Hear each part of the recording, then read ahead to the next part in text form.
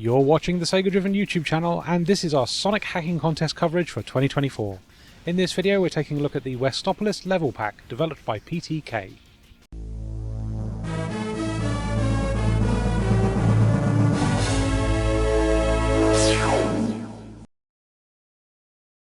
So it's kind of weird to consider, but this year's hacking contest might be the last hurrah for vanilla Sonic Generations mods, now that Sonic X Shadow is coming out in October.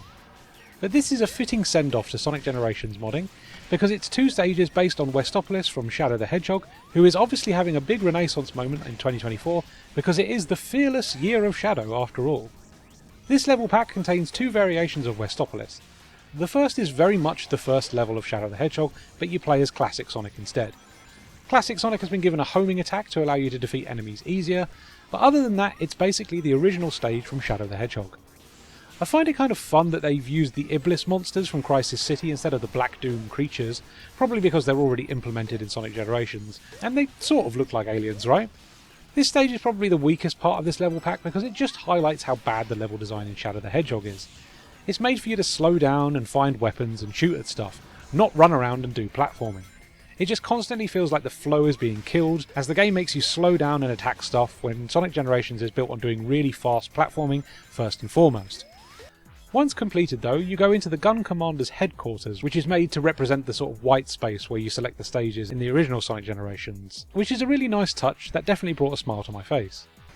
The second stage, where you play as modern Sonic, is where this game really gets to shine. This is a much faster paced action stage that requires you to drift and chain homing attacks and react quickly to changes in terrain, and as a result it does all the things that Sonic Generations does best. I had loads of fun with this stage, and it implements so much stuff from Shadow the Hedgehog, like those weird goopy pipes. They even turned one into a grind rail at one point, which I really enjoyed. This is a mod of two halves then. The first stage, where you play as Classic Sonic, is a bit weak and doesn't have a good balance of speed and platforming. But the second stage is absolutely off the chain, and does that great modern Sonic thing of making you feel like a complete legend when you react to everything really well and chain together homing attacks and pull off perfect drifts while boosting through enemies. That stuff will always be fun, and the developer has designed a great stage that lets you do all of that. This is still an impressive development, and I actually kind of want to see more Shadow stages recreated in Sonic Generations as a result.